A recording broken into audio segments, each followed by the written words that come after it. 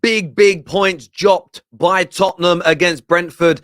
That is 6 games on the bounce that Tottenham concede 2 or more goals in the Premier League. But they have developed that resilience to come back from behind. They certainly have. We're going to delve into it in much more detail. Smash the like and the share buttons.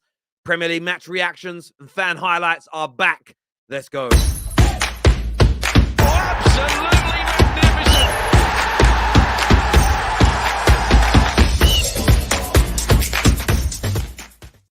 Welcome back to Premier League match reactions and fan highlights on the terrace.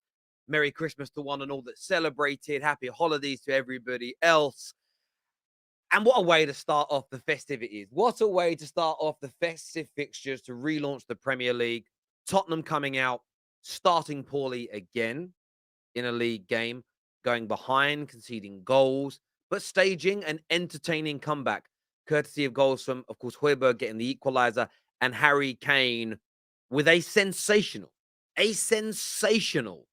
header to get Tottenham back in the game where they looked dead and buried. They had the majority of the ball, but it couldn't break down this Brentford team who, on 2 occasions, I wouldn't say scored against the run of play, but just did what they do best. They attack when opportunities arise, and they invariably deliver.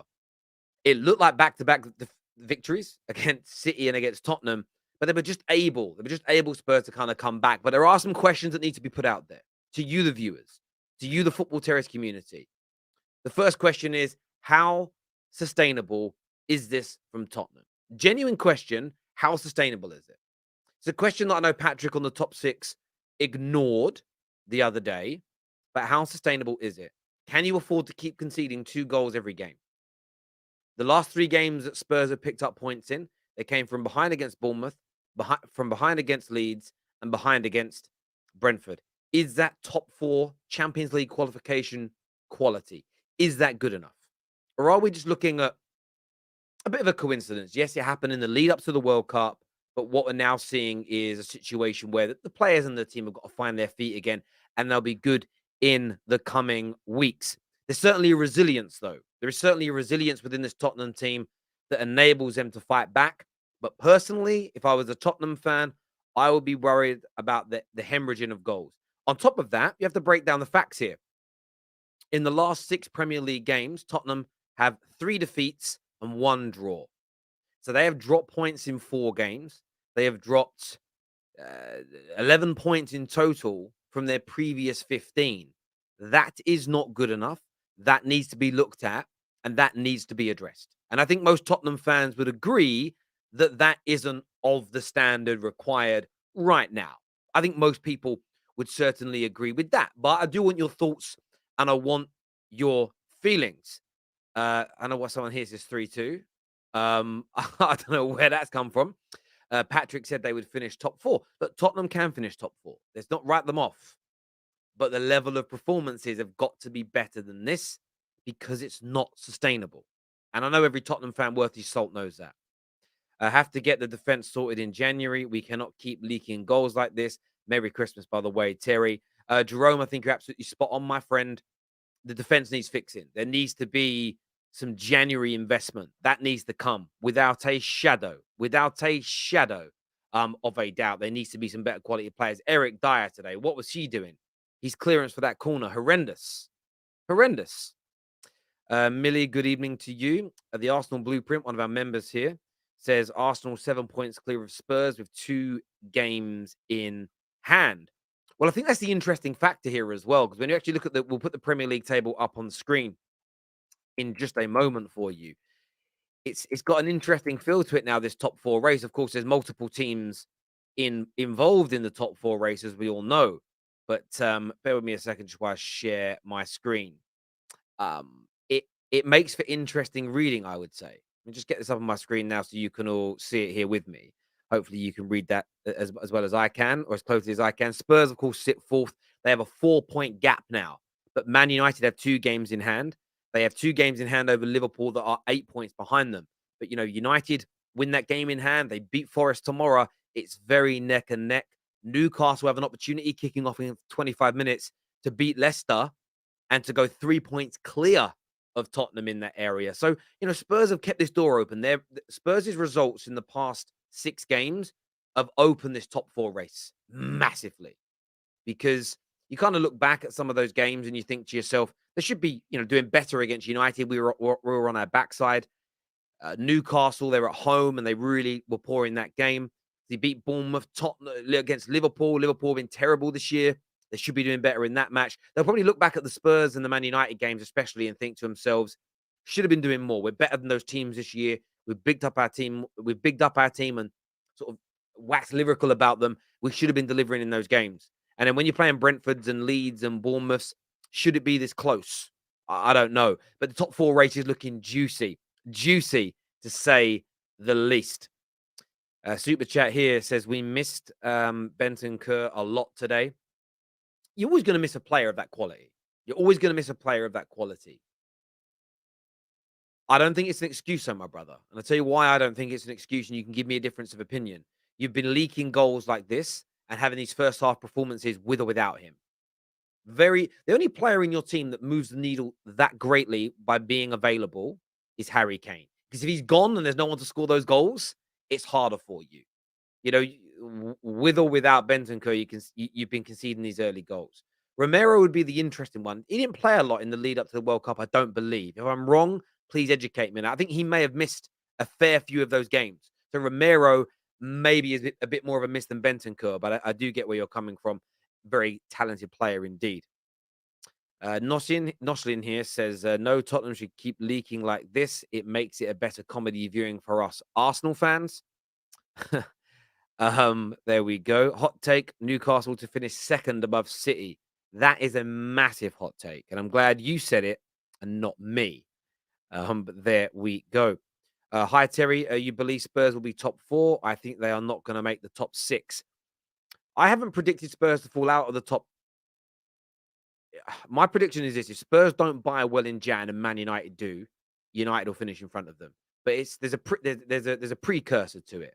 We have to wait for that January transfer window. If United don't bring in anybody or buy trash, and Spurs have another Kulusevski Bentancur style January, they'll do it. Joshua here says it's not sustainable, Terry. You can't keep going down 2 goals every game. Respect the fight. I disagree, Terry. Spurs are not better than Manchester United, is what Joshua believes here. Crispy says, I still wouldn't underestimate Tottenham on any given day. They are very inconsistent. Yeah, I think writing Tottenham off is wrong. I think that was the wrong way to kind of view them and assess them as a club and as a football team. Yes, their last 6 games reads poorly. 3 wins, and they were narrow comebacks, and one draw with 3 defeats. If you go to beyond that, their last 9 games, that's 4 defeats and a draw in 9. So they've got a very low, since getting beat by Arsenal, their win percentage is below 50%. But they will turn that round. They play Villa next, then Palace. But then what's crazy, Tottenham's big 2 games, middle to end of Jan. Look at this. They go at home to Arsenal, away to City. They just cannot afford to be dropping points against Villa and Palace. Not with Man United breathing down their necks. Not with Newcastle potentially pulling further away from them. It's going to be an interesting few weeks for the Tottenham faithful. It really, really is.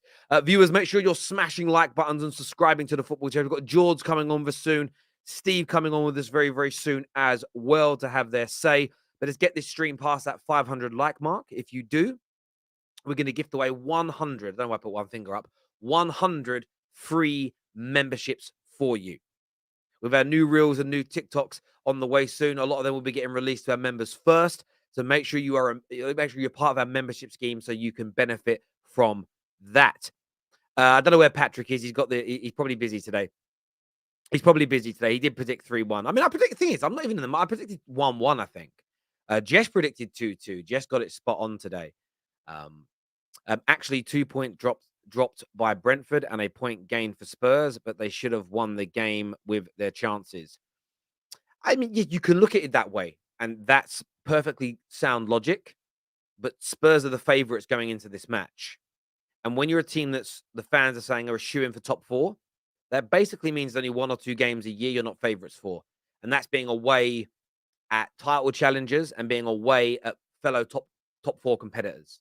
So that's basically away at Newcastle, away at United, away at Liverpool, away at City and Arsenal. There's only 5 games this season maybe away at Chelsea because of history. There's only 5 games away that Spurs are the underdogs for. All the others, they're the favourites. So for me, it's always 2 points dropped. That's big team mentality. You know, for me, I view it this way: when a big team drops points to a smaller team or doesn't win, they've essentially lost. A draw's a loss for big teams. That's the way all big teams have think today. How do I think tomorrow? How do I think next week? Always, always.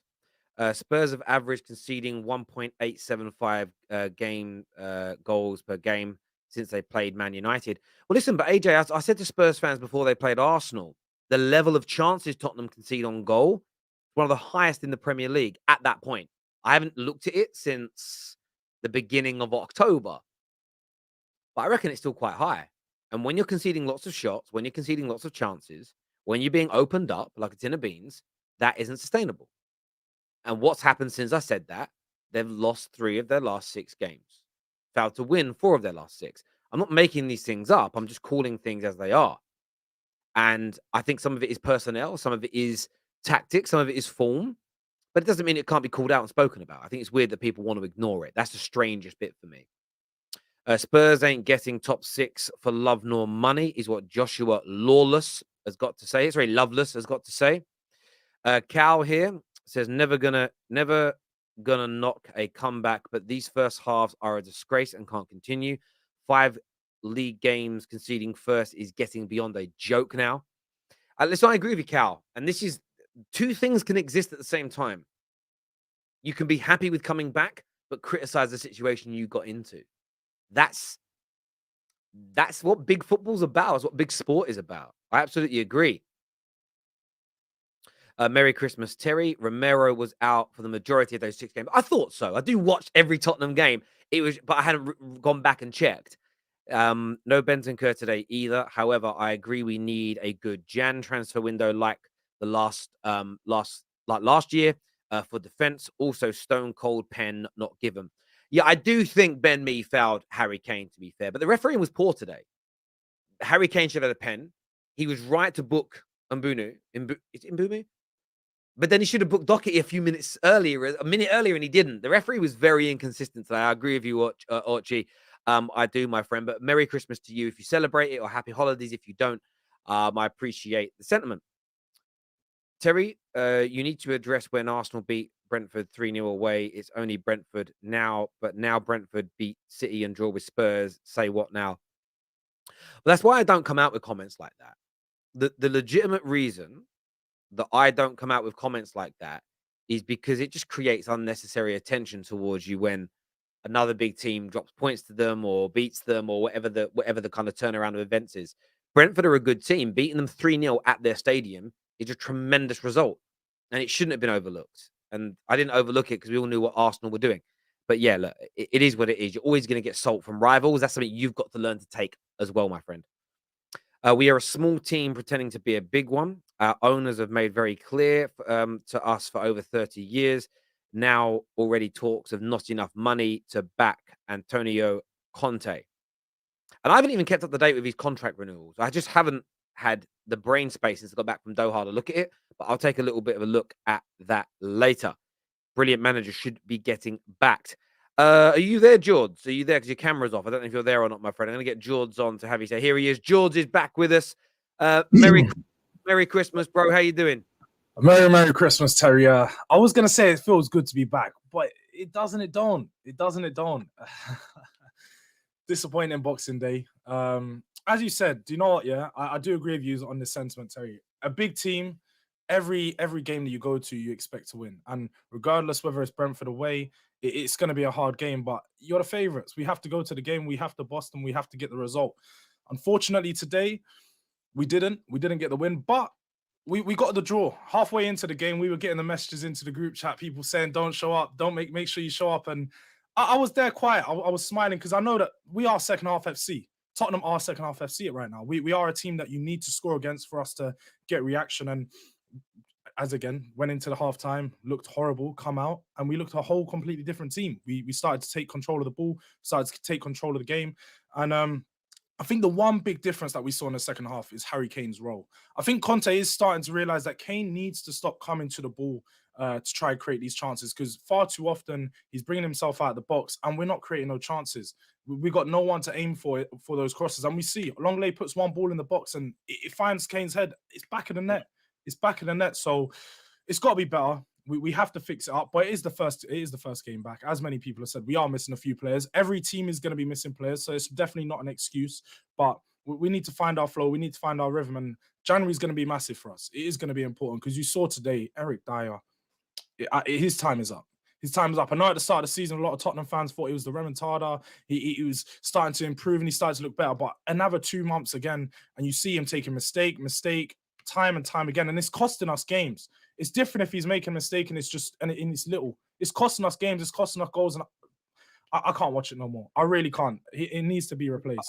100% on Eric Dier. And, when people were talking about him starting for England a year or so ago, again, there's backing your player and then there's remembering. Antonio Conte's system was getting the very best out of him.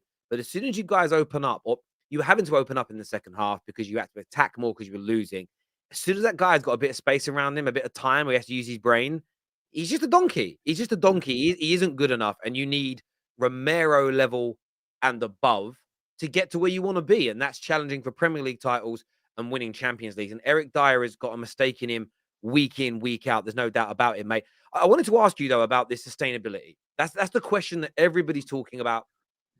2 goals or more conceded, 6 Premier League games on the bounce, going behind, having to come back.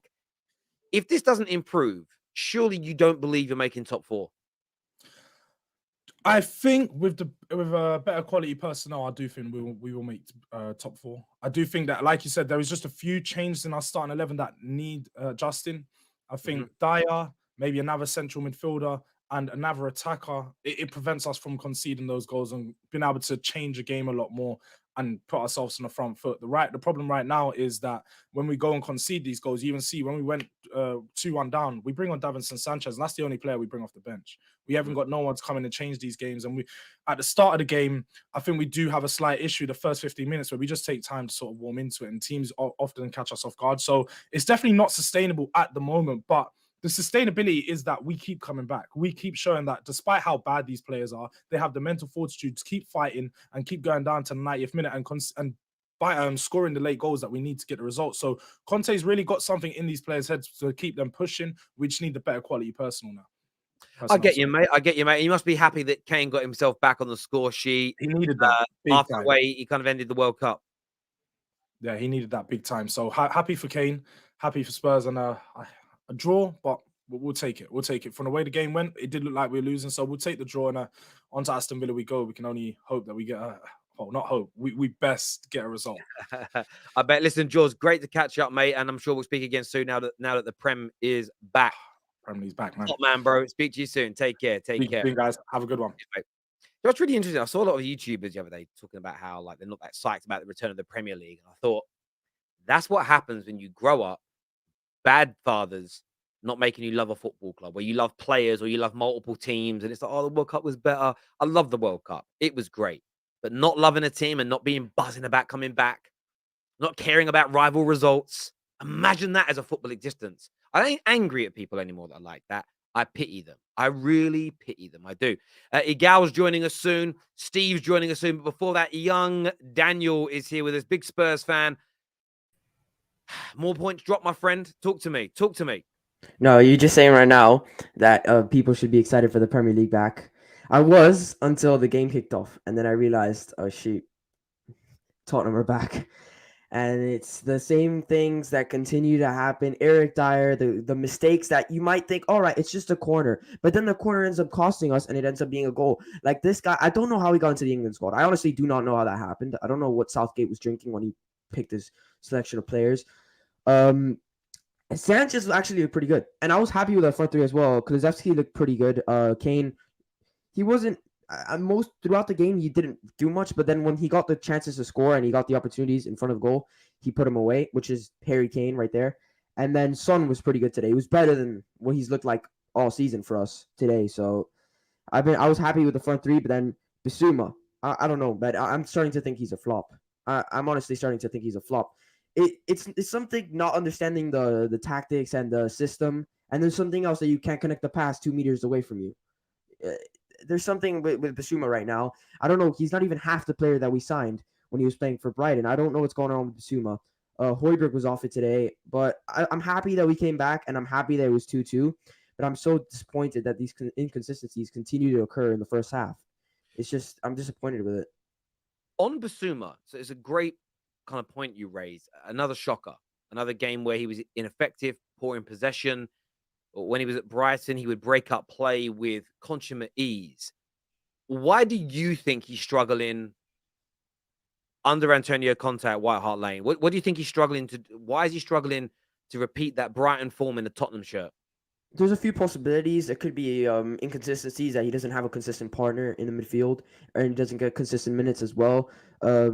It's been very in and out for him. He's been in the team sometimes with Bentancur, then 1 week he's not in, and then the next week he's in with Højbjerg. So he needs to get adjusted to the system as well. He doesn't understand the system, but I don't know. It could be another confidence thing as well, because I don't think the system prevents you from being able to connect a pass from 2 meters away from you. Like today, there was about 3 of those instances where he had Højbjerg right next to him, and he passed the ball out of bounds. That doesn't have to do with the system, but there's definitely is a lot of confusion to the system as well, because those two factors, the system and just the sloppiness, it's been a lot. You see it a lot in Bissouma's game nowadays, and it's been a little bit disappointing. When we sign him, you don't really think a flop, because the price that we got him for and the player that he was at that time, that was a brilliant signing. I thought, but it's been disappointing this season, and I expected a lot more when we signed him, and especially all the hype around him. He's really disappointed. Yeah, I agree with you. I think he's a player I wanted Man United to look at. He was a player that I was surprised a lot of other teams didn't come in for, but he's been shocking, and I don't even think it's system based. I don't think it's ability based. I think it's in his head. Some players thrive when they're a big fish in a small pond, or when they play for a club that could lose 3 or 4 games on the bounce and nobody cares. The fans at Brighton would care, but they wouldn't be on their backs. It's just okay. We'll win the 4th game or the 5th game or the next game, whatever it may be. At Tottenham, there is a growing feeling of needing to win most games. You've got a manager that demands the very best every minute of every game, no matter who you are.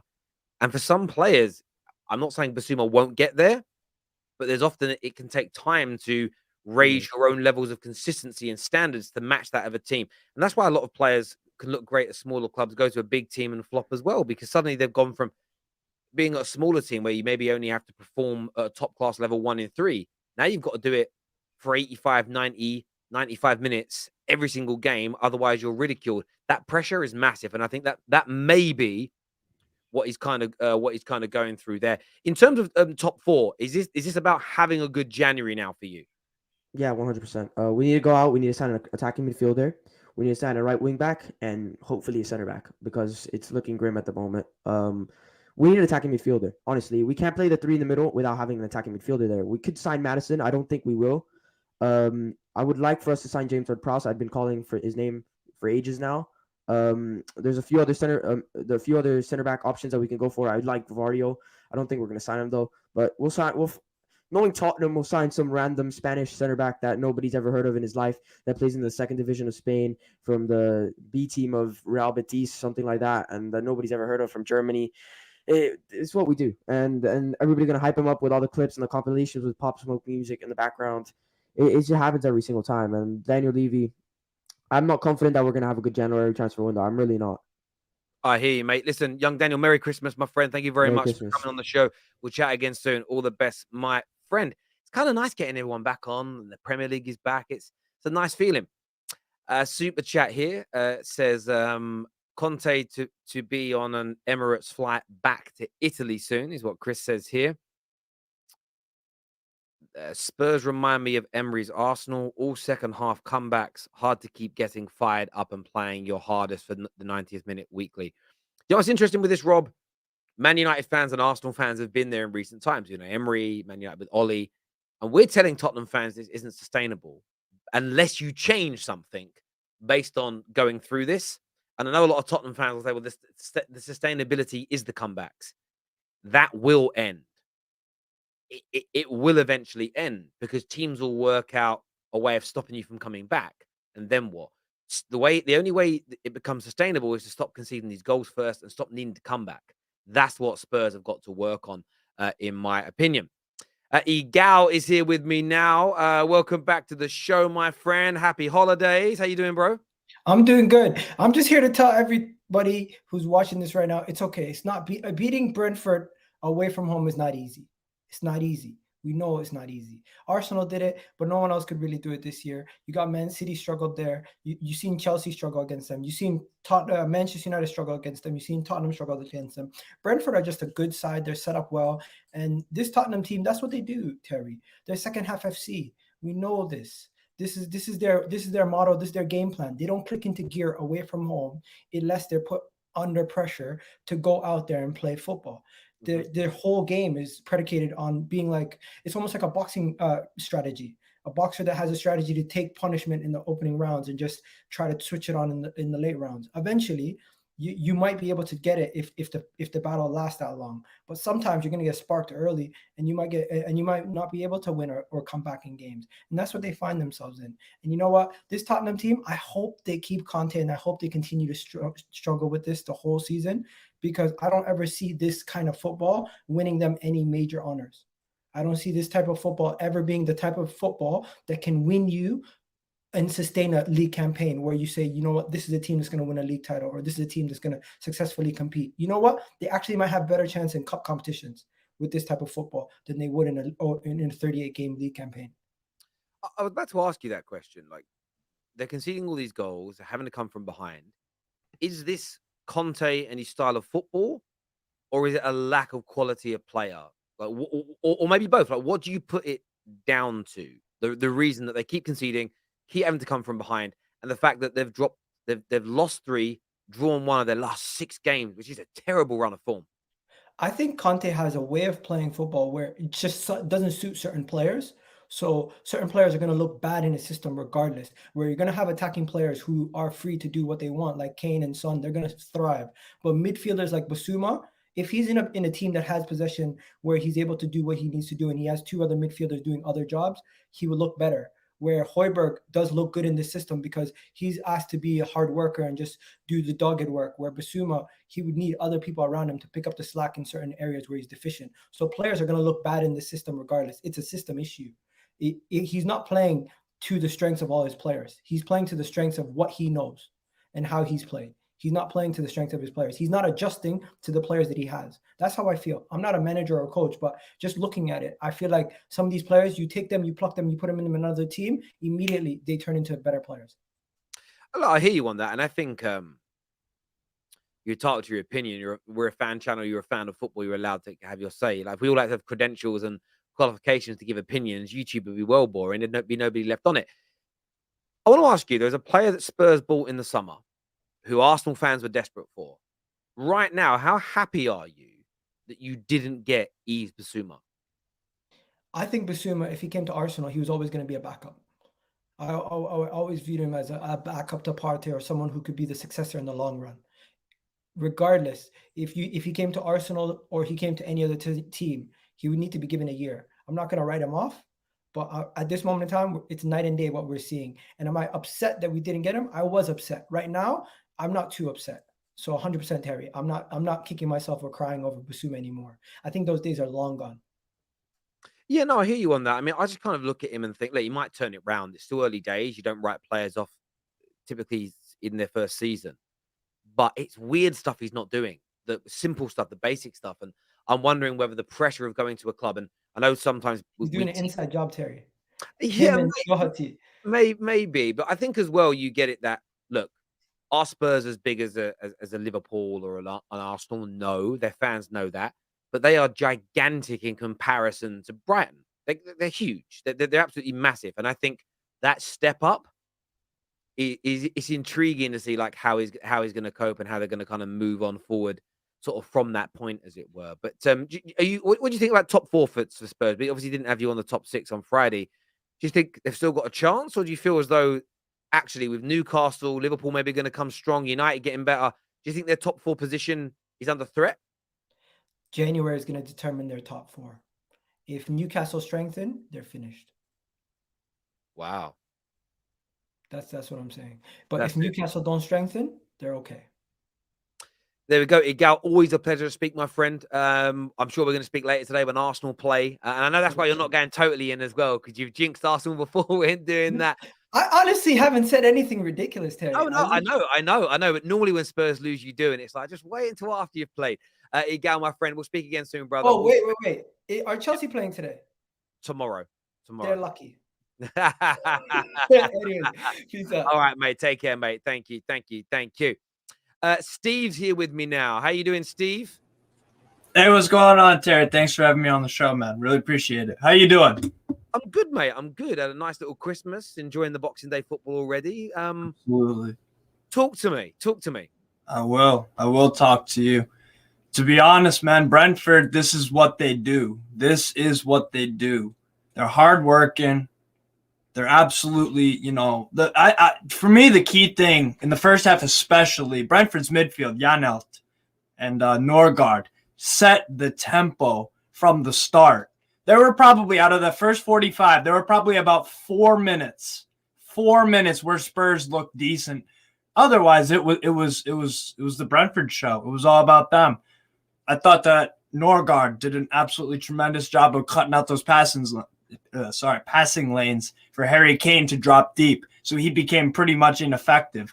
Everything seemed to be going through Kulusevski, and he just wasn't really on it today. And then Sung Hyun-min was not a factor either. So and to be honest, I wasn't surprised. I picked the Brentford win just because they do really well in these kind of games. But a draw, ultimately, it benefits me, and we just kicked off too. So we'll see how that goes Leicester away. But yeah, man. No, I hear you on that, my friend. I do. Look, I think it was an interesting game, and you saw kind of Brentford in the end, kind of hanging on and fighting. And if that game had 5 more minutes of play, you probably, in my opinion, would have seen Spurs nick the winner. So Brentford in the end did very, very well to kind of hold on and do everything else. In terms of your chances of top 4 as a Newcastle fan, you must be very, very confident. You must be very, very confident. I am very, very confident because, Terry, if you look at who we are competing for this top 4 spot, let's just look at it like this, right? Tottenham have a clear and defined weakness in their squad and in the style of play. Defensively, they're atrocious.